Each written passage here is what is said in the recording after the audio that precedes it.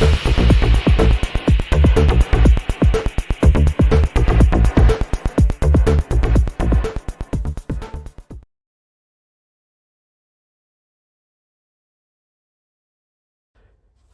there everybody, and welcome to another video. My beard has grown a lot. On today's video I have this Toyota Harrier. This Harrier is a Japanese import here in the UK. However, the engine that this Harrier uses is used in many other Toyota vehicles, so the engine is pretty much a generic engine that is used by Toyota, but because this is a Harrier, it's a 4x4, car is a little bit bigger and I have a bit more space to work in. So the problem I'm having today with this car is that the engine, it's misfiring, it's running a bit rough and it's misfiring on every single cylinder. So not just one specific cylinder, but all of them are misfiring. But the car is running okay, but it's misfiring. So it's an old one. But the reason for that is because the fault that we're having is not a real, it's not a misfire that you would get with a dodgy spark plug or a coil pack or a dodgy fuel injector. It's not that kind of misfire. It's a misfire that is being caused by something called the Valvetronic or Valvematic. And the fault codes that I have are as follow. I'm gonna just show you that. Right, so this is the engine here, and the fault code that I'm getting is this one here, P2646, rocker arm actuator system performance or stuck off bank 1. So I have two of those sort of fault codes, and that rocker arm actuator refers to this part here, also known as a Valvematic or Valvetronic unit. So this is the first time I'm working on this car. I'm going to replace that part. I mean, this is the first time I would actually be changing one of those. I never actually heard of one going bad. However, the other Toyotas that I may have worked on maybe didn't have one of those. This is a 2015 model, by the way, and it's a 2-liter petrol.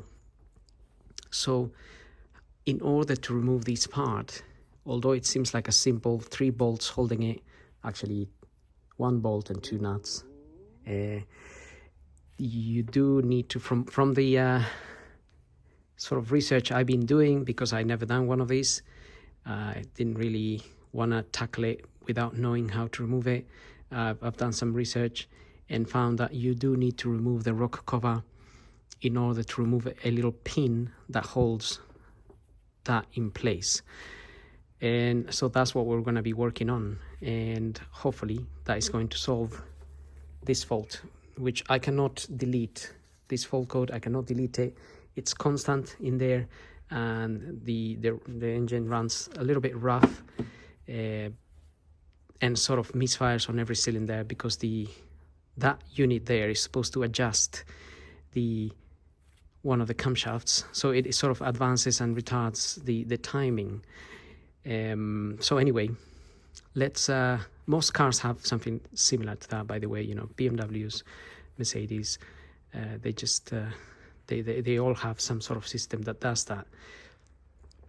Right, so to remove this rocker cover here, we want to remove a lot of the, obviously all the wiring that's up here, and I've gone ahead and loosened all the clips. But what I wanted to show you before I put my camera to one side and get on with the job is that a lot of these clips, so a lot of these connections have little clips, and the best way to remove those, it's with a very small flathead screwdriver. And if you go in from this end, you can lift the little clip and push the connection out. So most of these have the same sort of idea with the clip. So in there, if I can show you, is that little clip, which is basically that one there.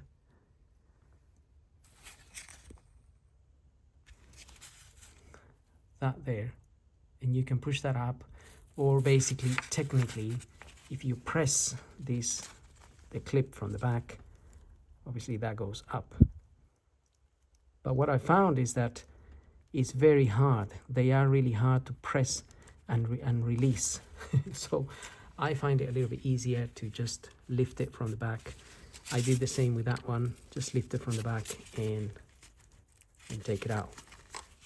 And with these ones, for the coil packs here, which we also need to remove these coil packs, if you lift the clip there, like so, be careful obviously not to break it, you can remove those. So I've done the same with all of them. And then you can get all of those out, and then we have same idea here. Again, I got my screwdriver just down there a little bit, and I lifted that clip. Obviously you can press it up here, but again it's hard. But once you lift it a bit, you can pull the plug out. And then we're gonna have a lot of 10mm bolts, like so. All of them are already loose, but we're gonna have to remove all of these. The only thing I'm not entirely sure myself right now is whether when we remove this rocker cover we have to remove these or not, these solenoids. I'm not entirely sure you have to, so I'm gonna leave them there for now. But if we have to take them out, it's a simple 10mm bolt, again, there, and this sort of slide out, and they will have oil. And then you have all of these 10mm here as well. If you release them, I've loosened most of them, you'll be able to then take these coil packs up. They might be a little bit stuck, but no, they're not really stuck. It's just that they sort of hold on to the spark plug. But that's how you can take them out. And then I will be keeping them in order. So cylinder number 1, 2, 3, and 4. That's how I'm gonna put them. And then these, if possible, you could leave them or put them back where they come out from. That way you know where they come, all of them come out from. Except with these ones, obviously once you take them out, you'll put them to one side. But I would recommend having a tray where to put all the bolts, and that way, because once you take this out, there will be the chain. A chain will be here, and there's a big hole, and you don't really want to drop anything inside of here once this is off, because then your job will become 100 times longer if you drop a bolt or anything like that. So just take your time, be patient, and remember, you're gonna need, if you're doing the same job, you're gonna need one of those parts, which is about 800 pounds, or I'm not sure if it's a genuine one, how much it costs, but from what I've been seeing online, they're about that much. And you might need a rocker cover gasket. Not that I can see one on this car. It looks like there is some paste or silicone being used on this one. I have seen on other models there is a gasket, but there might be a gasket. We'll just have to wait and see. So I'm gonna start removing things. Also, I released this 10mm here, and another thing before I forget, I have released this as well. I'm gonna take that 10mm off, so we just have no electricity running around. And you're gonna need a clamp, something like a pair of pliers as well for this particular clamp here, so you can release it a little bit. And we're gonna have to, again, this one you can't do it with your fingers, and take it out and then pull these holes out like so. Then we can remove this as well, like that. That way we can twist this a little bit, or just get these holes out, really. Right, let's get on with it.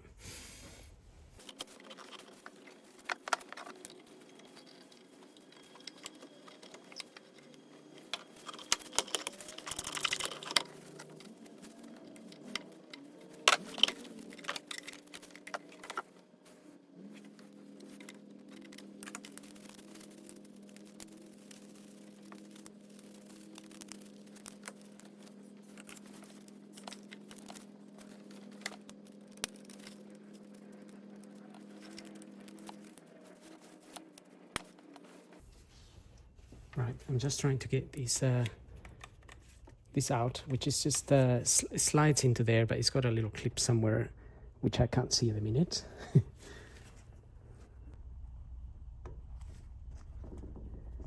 Okay, you can slide that out. You have to pull this little plastic here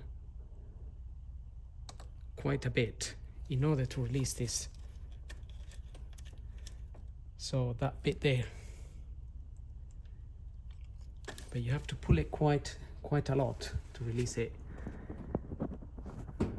Now we have the throttle body cable is connected there as well.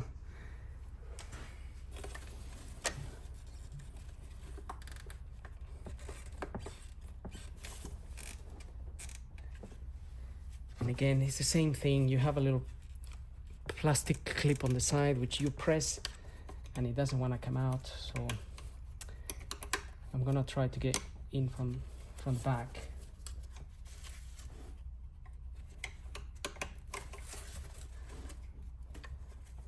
If I can, or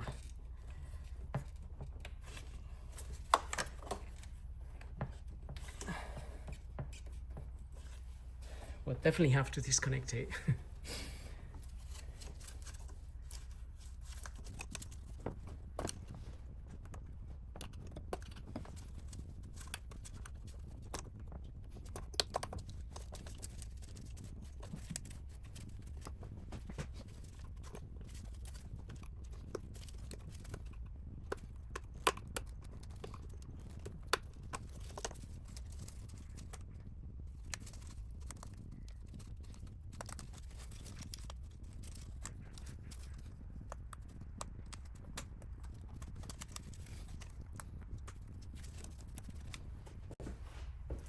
I'm in the process of disconnecting the injector cables as well, which is the same principle, but because we have a little bit of less access to the clip, it's a bit harder.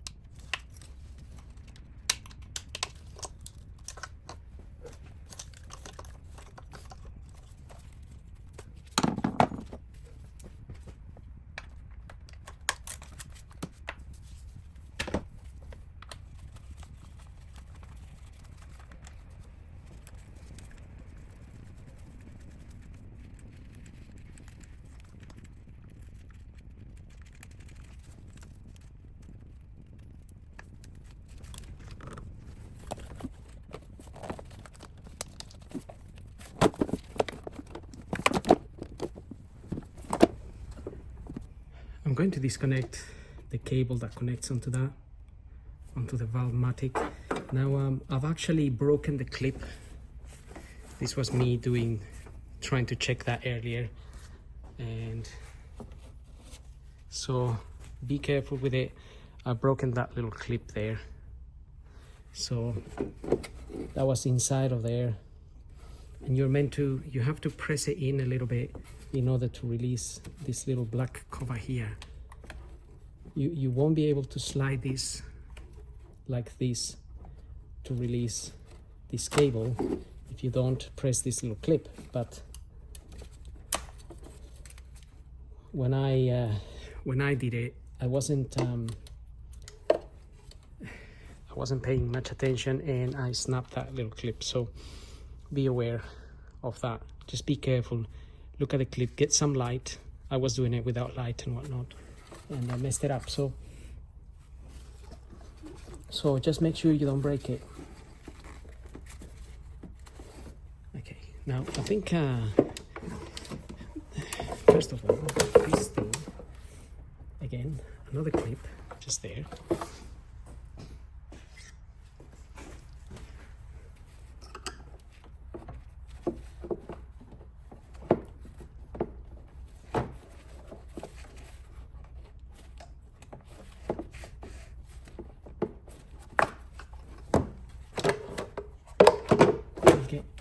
We'll get this out so it doesn't interfere too much with what we're trying to do.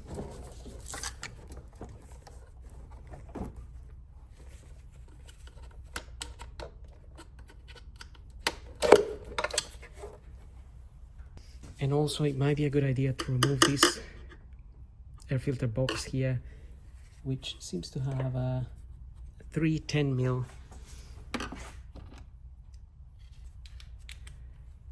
bolts, which I think I'm going to remove to have a little bit more space.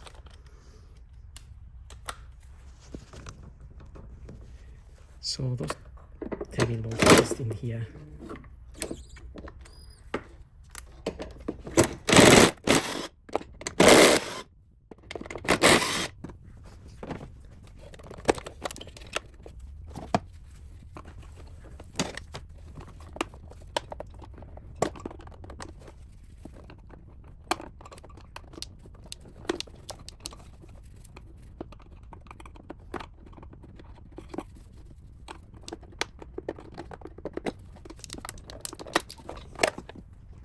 Okay, that is out. These little plastic retainers here, by the way they come out,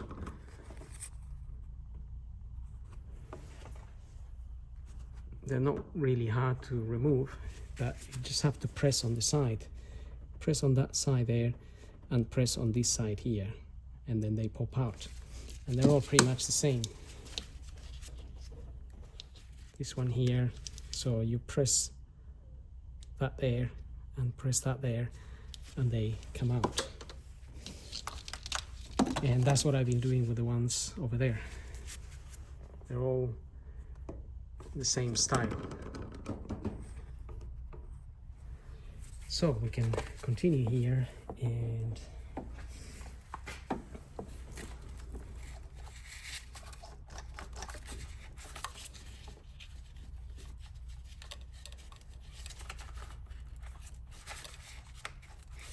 it looks like there is a nut holding this plastic guide. It's like a plastic guide that sort of holds the wiring in place.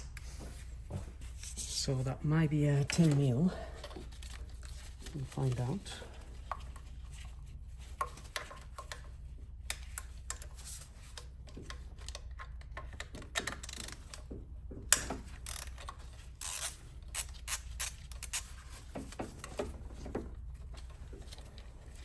So that is a 10mm.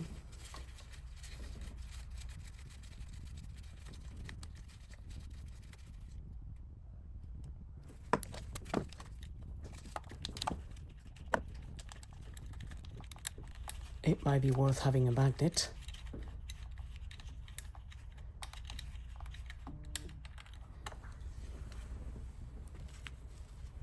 That's a 10mm there. So that can move a little bit better, but we still need to release a few things like that plug there.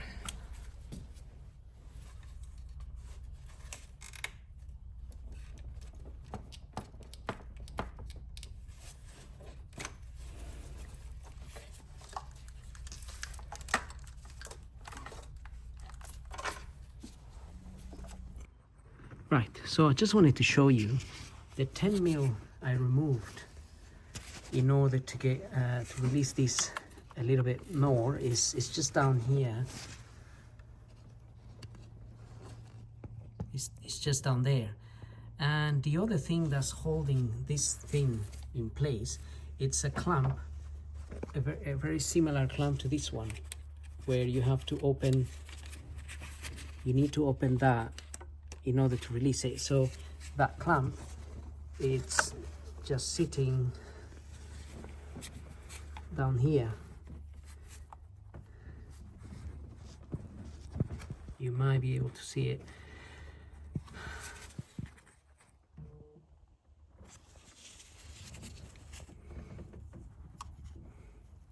So that there, you need to open it in order to get this released from there. So same procedure as this basically. It's just I suppose a supporting bracket or whatever, just holding that in place. But once you release it, you can take that out. And hopefully we'll be able to sort of move these back a little bit. But I still have it, I have a wiring there on the other end that is still holding it in place.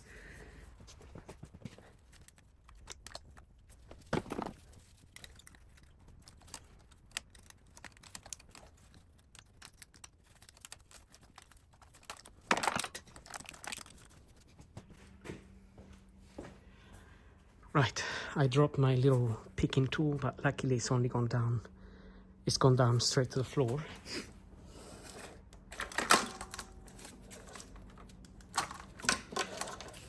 Ideally, we want to move these a little bit out of the way so we can get enough room to remove the rocker cover. So the problem I'm having at the moment is that the wire that goes around the back there, it goes all the way down. It is plugged somewhere that I'm gonna have to discover in a minute, and it will need to be released because otherwise we can't, unless I'm able to, if I can release this part here, maybe we're able to push this back. So let me work that bit out. Okay, that thing back there, so this thing is like a purge valve, I think. Basically the valve that takes the fumes out of the fuel tank. Anyway, there is a 110 mil holding that bracket onto the rocker cover. So remove that 10 mil and that will become loose, and then you can undo the, pull this hose out as well. That hose is this hose here, which will just take it out. So the fumes get basically sucked into this pipe and they go into the manifold. So anyway, with that out of the way a little bit, maybe we can just have enough room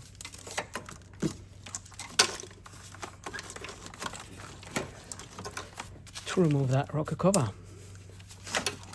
I think we'll just have enough room there to maneuver that rocker cover out.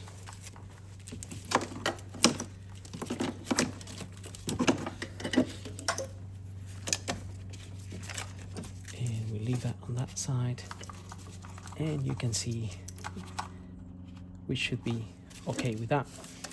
And we also have enough room. There we are. We have enough room to remove this thing. So let's take all the 10 mil bolts that are around there.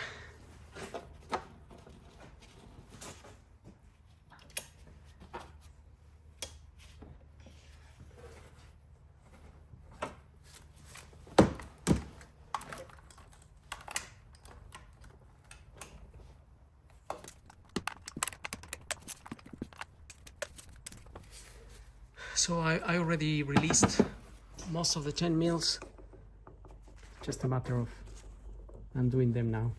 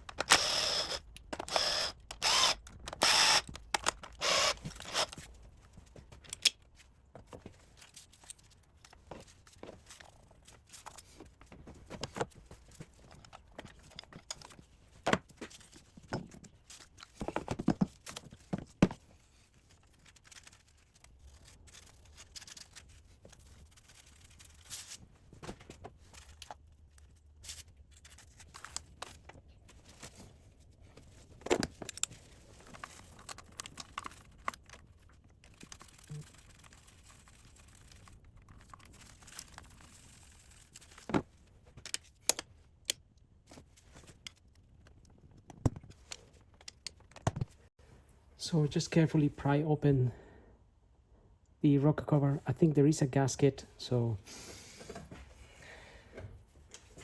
I can see it now.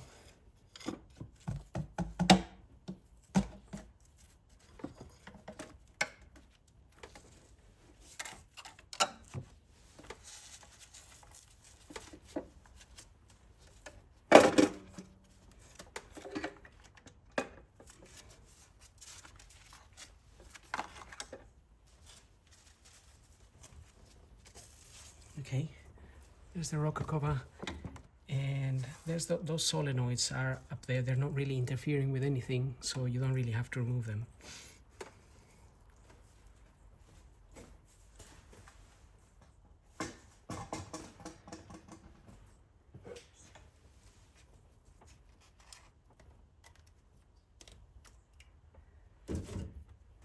Now the gasket I had, this rocker cover was not leaking at all, so it might be, I'll have to, I'll take the opportunity to just fit a new one anyway. But it looks like there was some, it may have been replaced, but I'm not 100% sure. But I could see a little bit of that silicone stuff on one of the corners.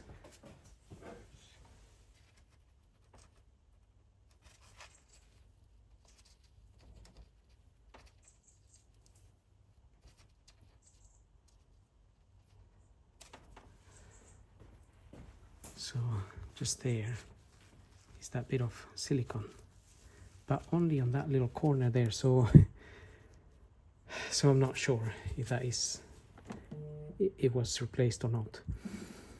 Anyway, now it's time to take care of this Valvematic thing. I think we have to release those bolts. So that bolt there is a 12 mil. And so is that nut. Right, let's take this out.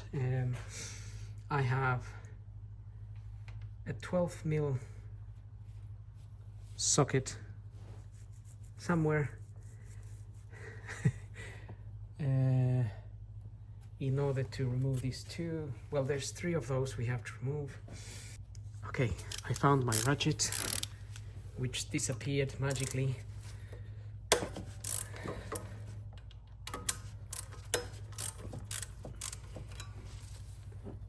We can loosen these, and from what I was seeing, you have to remove all of these in order to be able to rotate this device, because there is a pin that we need to remove in order to be able to remove that thing, disconnect that thing from the from inside of here. So let's tackle the other nut.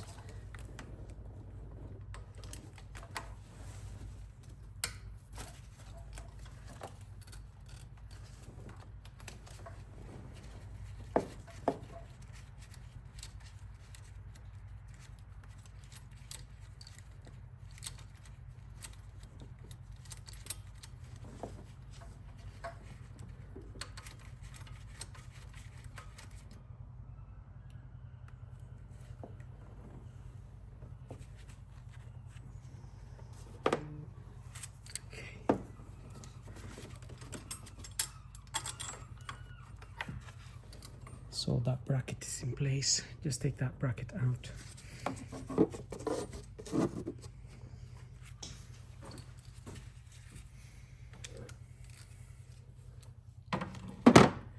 So just before I remove that as well, I just wanted to see in here. Apparently there is a ring that covers the pin that we need to remove. And since this is all experimental to me and I don't really want to damage anything, that's why I'm being a little bit extra careful here. But if we put that light there, we can see in there. I think they're talking about this little ring here.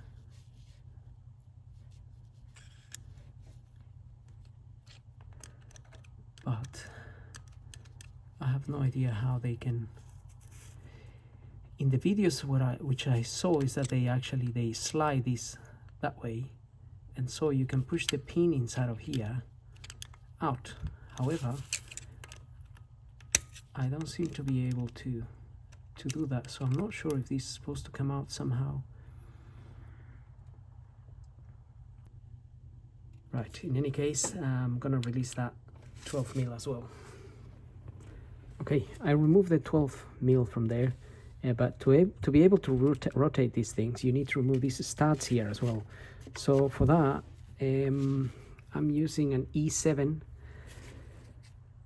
but obviously use whatever fits best in there. In this case, I'm using an E7, seems to fit that. And also when I released it, I sort of used a little bit of movement because we don't really want to damage it. And if it's been sitting there a while and that head is so tiny, it could get stripped or damaged or anything like that. So just be careful when removing these studs. For me, this is a bit of an experiment as well, obviously, because I never really done one of these. But I'm in this job now, and I'm gonna have to. Well, this thing needs to be replaced. There's no other way around it. There's the stud, and the thing is, there is another one on the other side, so I'm gonna remove that. Okay, I think I just worked this out.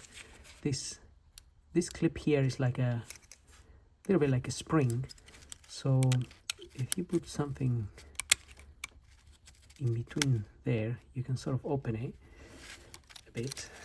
You can see how it's opened, and then you'll be able to slide it out a bit like so.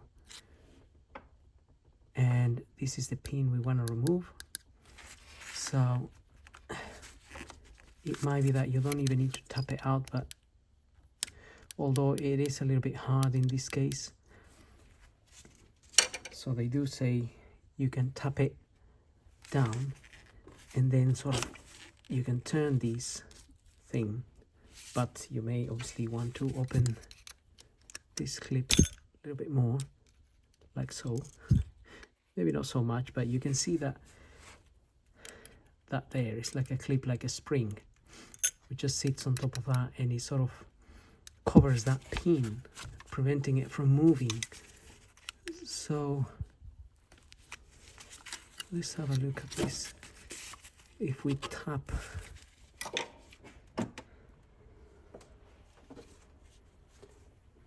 if we get a little bit of something like this and tap it with your hammer, well, we can use a small hammer. Right, let's put that there. And they do say it doesn't really require hard tapping, just a little bit of tapping, so that can move down.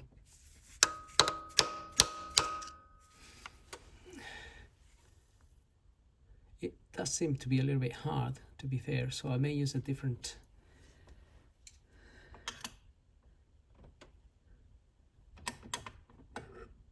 something a little bit more, with a bit more body on it.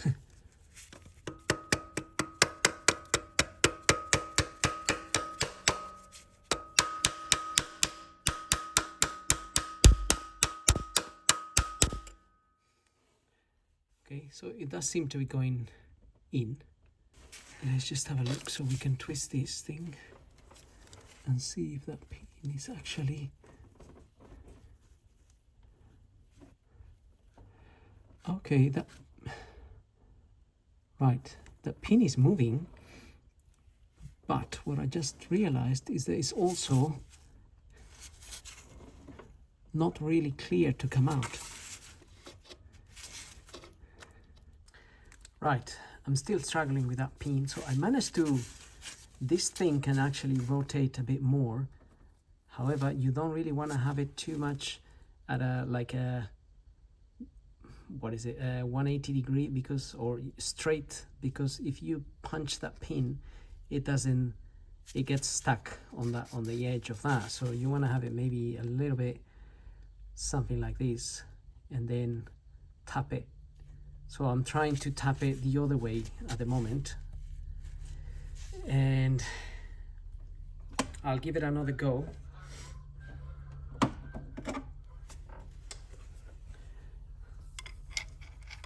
But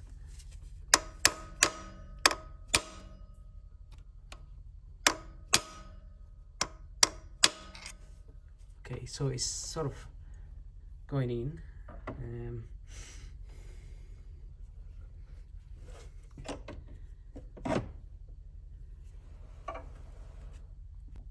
Right, so I have something that may fit a little bit better there.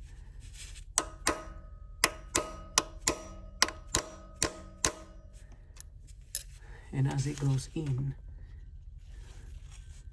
we want to see this side. So it's sort of popping out, you can see.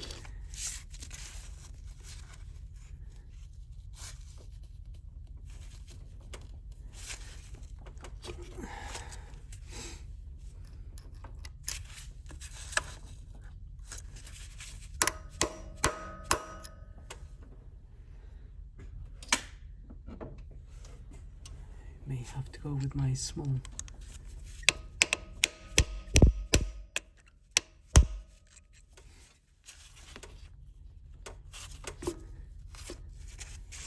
So it is coming out there, but so somebody said you can just pick it with a magnet, but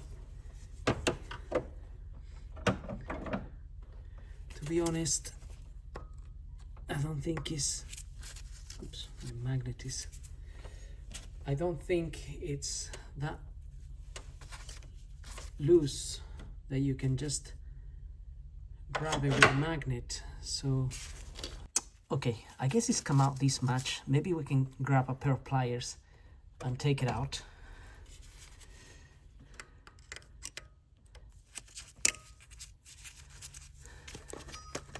Maybe not this pair of pliers, but some that are a little bit more reliable. Right, what I'm trying to do is, now that I got the pin there,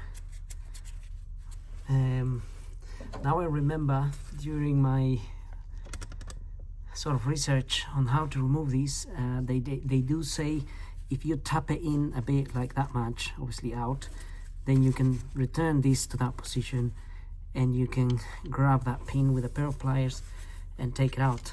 So I just put a bit of paper around here in case this drops, and so it doesn't go down into the hole down there. But I'm gonna try to pick it with these pliers.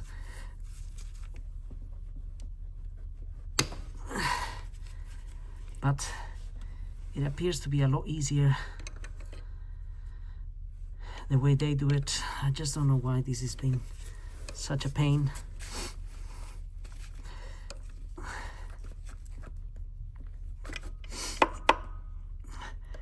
That pin is supposed to come out fairly easily.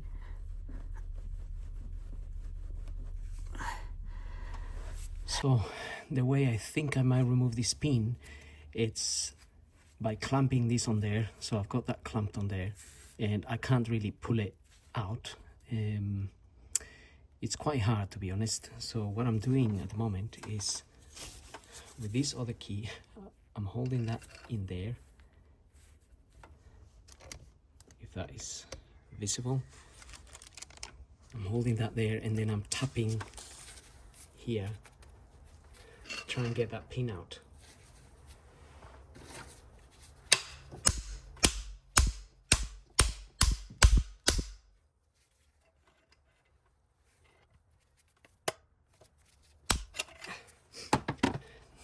Not really sure that's gonna work or not, but that's the technique I'm using because I found that pin to be very hard to pull out.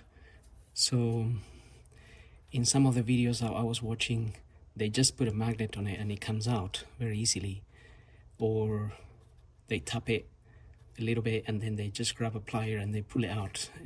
Maybe I'm not strong enough. I don't know, but I am struggling with that pin. But once that pin is out, we can proceed with the job. So let's hope it comes out.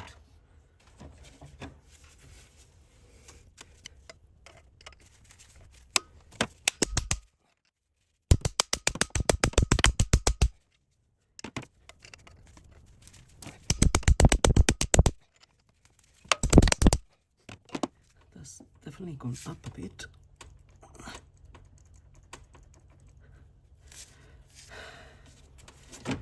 Patience.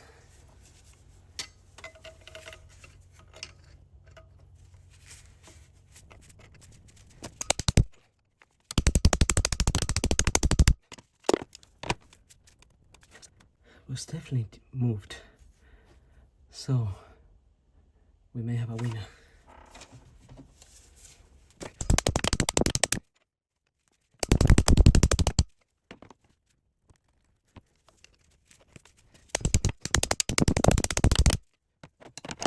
I don't know if you can see that, but it is almost out. Ah, there we are. That came out.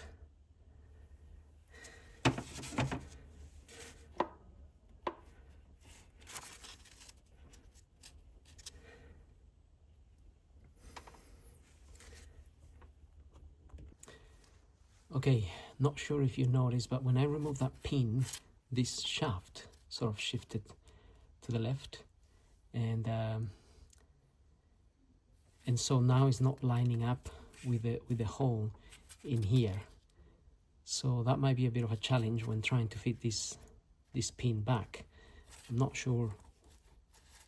So I haven't seen that in the other videos, so I don't know if that is spring loaded or something, but that is something that happened anyway.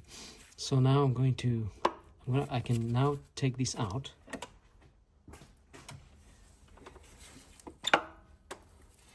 Like that.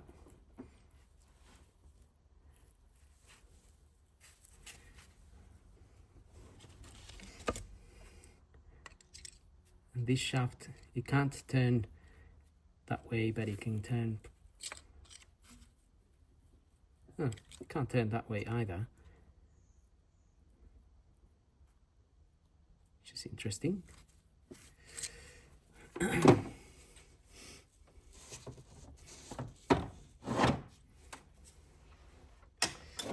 But this is the one that sort of moved left from that position, sort of thing.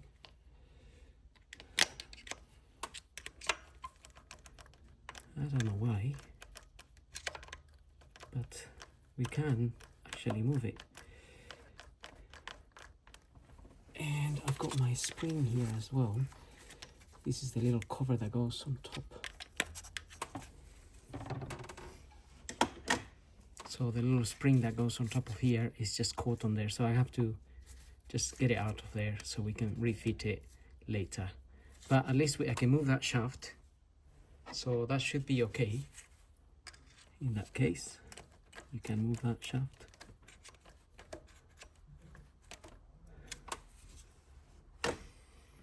And anyway, now I have to get the parts and replace them. Look at, you can see this gasket as well. This gasket is actually quite badly damaged. It's broken there.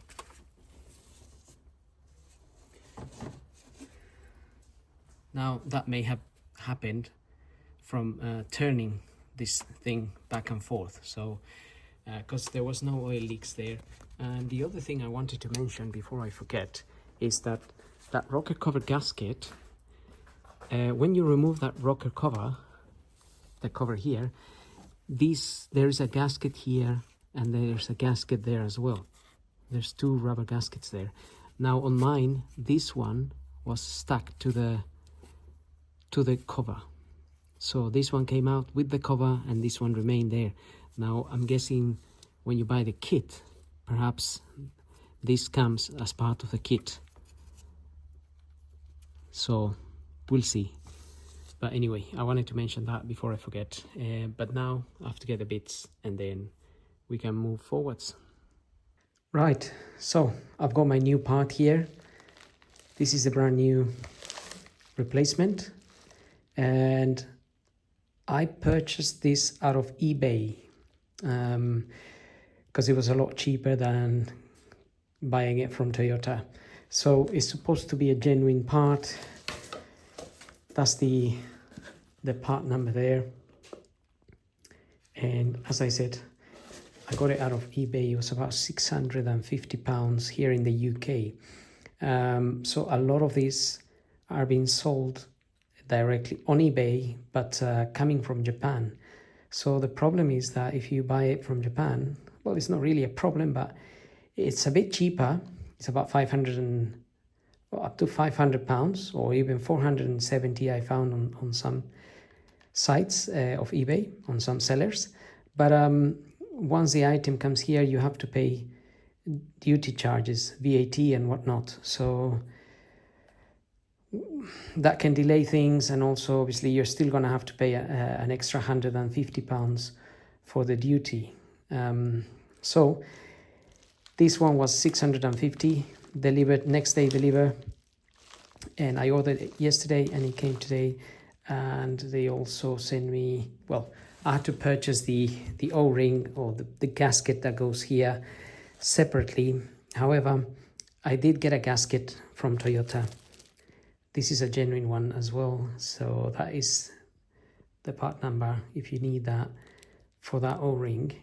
And this is the rocker cover gasket I've got here.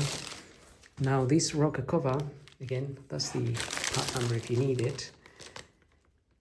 So the only thing is this rocker cover does not come with the other two rubber gaskets that I showed you on the actual that are sitting on the engine. Perhaps you can inquire about those. The ones I have are okay, they're not damaged or anything, but obviously if your car has done a lot of miles, those gaskets there as well, they might be a bit dry, so maybe worth replacing them. In fact, my car has only got done about 30,000 miles, so it is a bit premature for this part to have failed, but shit happens and things fail. But regarding the gaskets, I'm not too concerned. Even the rocker cover gasket that I have is still quite rubbery. So usually you would change this gasket if it was if it got dried out. That's what happens to them. They dry out, they become really hard and brittle, and then oil starts seeping out the rocker cover. But I didn't have any oil seeping out of my rocker cover. In fact, I could probably reuse the old one, but since obviously we're doing all of this job, then might as well change it. But this is the part. I just wanted to mention that I got it out of eBay, as I mentioned, about 600 and something pounds from a seller known as Genuine OEM Parts. This is the box that it came in, really nicely packed. This people here. However, obviously I don't know. I don't know if it's I mean, it does definitely looks genuine. You got the part numbers stamped here and whatnot. One thing to note actually, this part number here, 22280-37025, is the same as the one written in here, which is very difficult to see. However, the last number on this one, it says 37021. So there's a 1 there rather than a 5. Now I just wonder if this has been modified somehow, this part. But I can confirm that when I went to Toyota to find out the price of this, the part number was like this, with a 25 in the end, rather than a 21. So the one they were going to sell us was exactly the same as this. So it may be that it's been modified. I don't know. But anyway, so now we're going to proceed to refit our new, whatever this is. Sorry, this is the I forgot the name of it. But the first thing to do is to fit the little gasket, make sure it fits nicely in there, and I'm also going to put a little bit of grease on top of that gasket. One, to keep it in place, and secondly, so when you fit this in, it will remain intact. But actually, one thing before I do that, we need to remove the pin from this arm as well. We need to take this little cover out, remove the pin, and obviously then I'm going to use this new part. I'm going to remove the old one, and we're going to use this new part to fit in the car, and then we can refit that. So I've got the new part on the vise, and we have to remove that little clip yet again in order to remove the pin and be able to refit this part. So, and I'm gonna try to keep this pin straight because the other one kind of bent a little bit. Now you may notice that on this one, this is not as tight as the new one was, so the pin actually does move very freely. As you can see, I can just take it out with my hand, unlike the other one, which was a nightmare. But I think the other one, the reason it was a nightmare is because this is against the cylinder head, and this is stuck on that shaft, so there is a little bit of pressure in between this, and obviously you can't really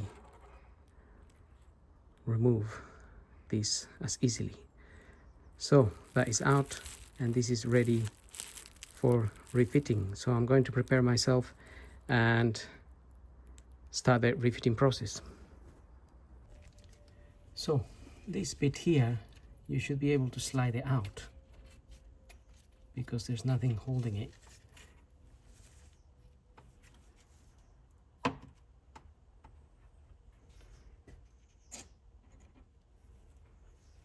And we have the new one,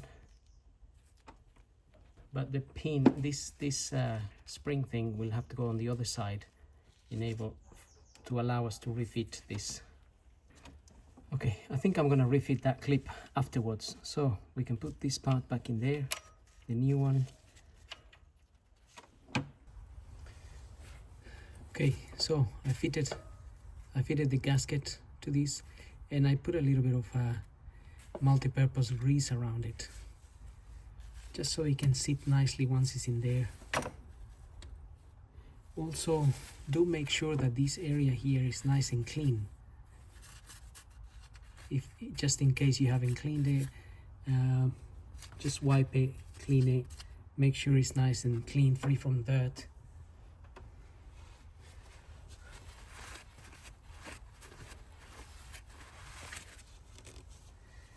And I already slid that in there, obviously.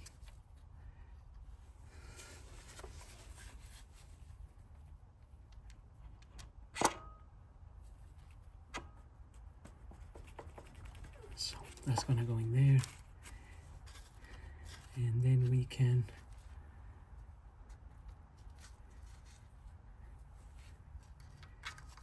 see where this pin is going to go into. So that little pin is already going in.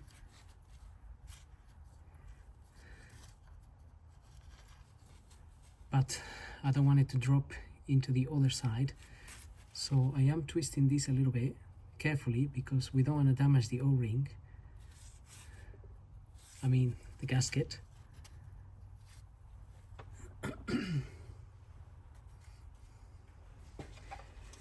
And we can go ahead and fit that.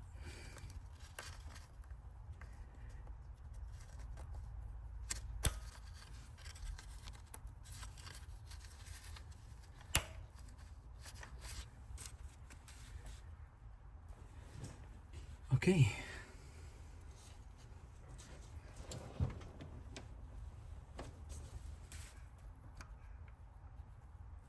That is nicely sitting in there.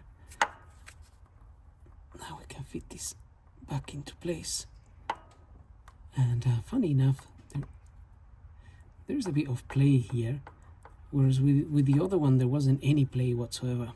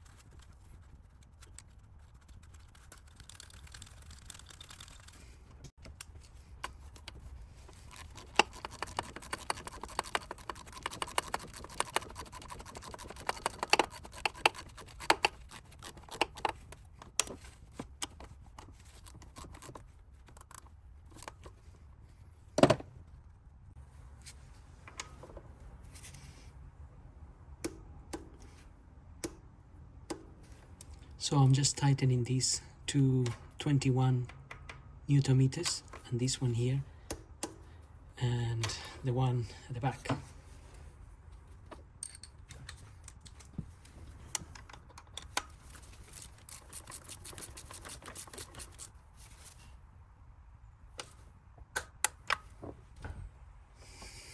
Okay, with that done, that's in place.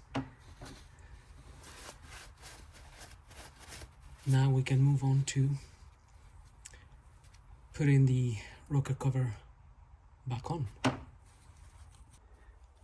Okay, so from this point on, I'm just going to start refitting everything that came out. Just a reversal of removal, pretty much.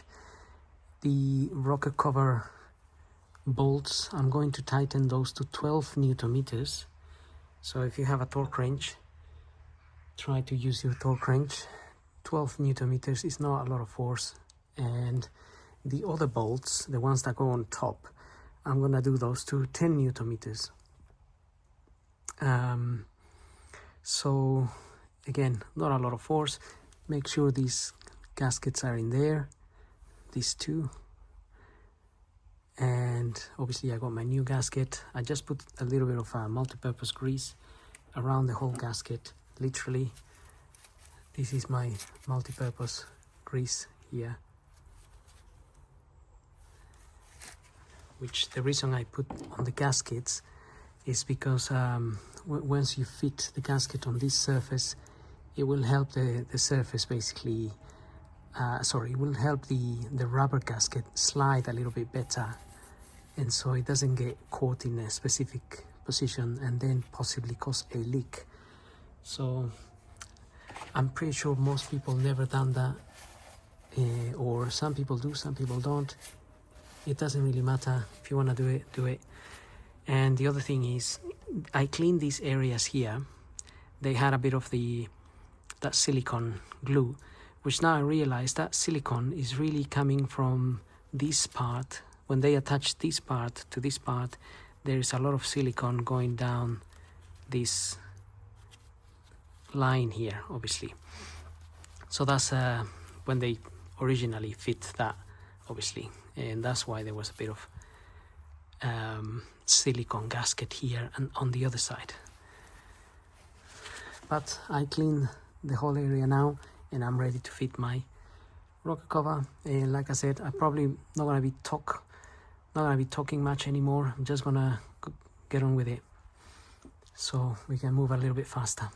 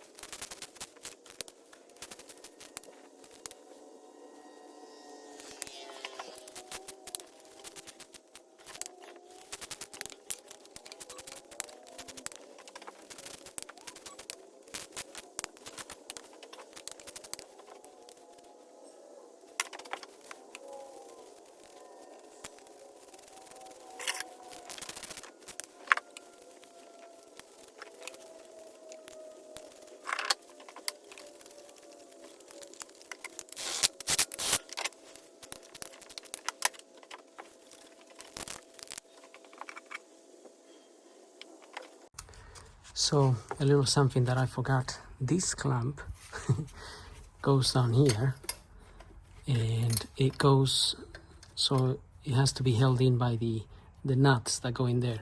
So I'm gonna have to undo those two nuts again and fit this clamp in there.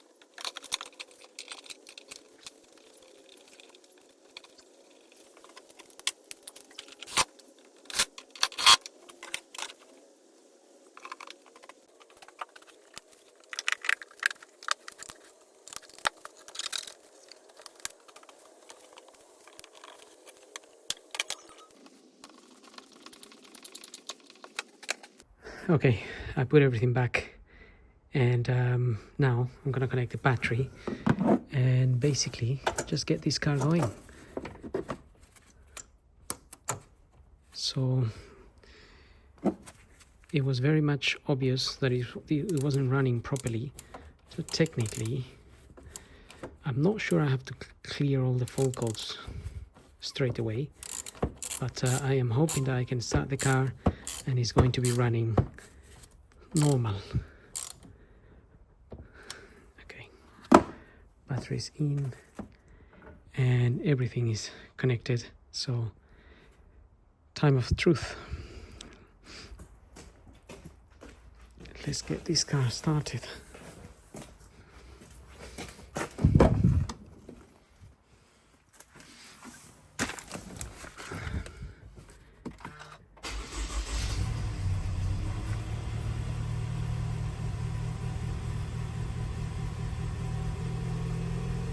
Okay, it's taken it a few seconds to sort of settle, but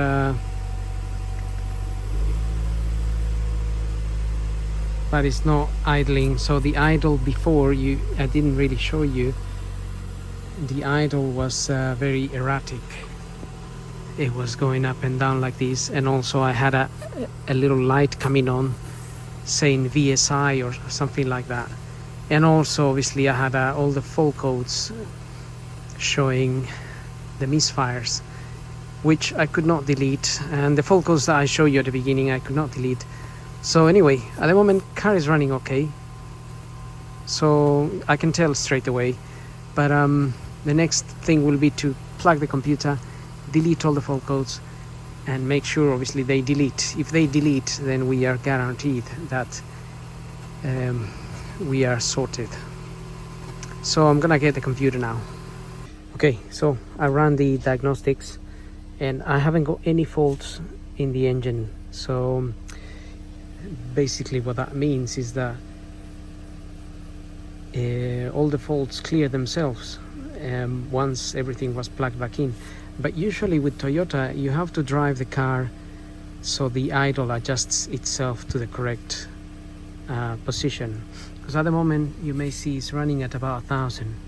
And another thing is, before I changed that part I couldn't rev the car like this, and now I can.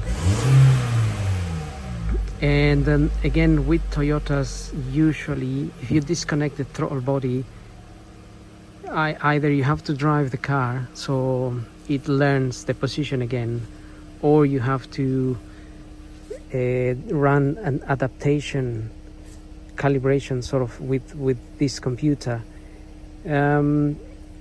So but for the time being I am happy that the problem has been has been solved, and I am happy that it's a well done job. So all I have to do now is just drive the car. So if you haven't got a computer, I haven't done anything here. I got 2 faults here, but these are not related to anything. These are something about the glass position initialization and something else. But this is an import from Japan, these cars. So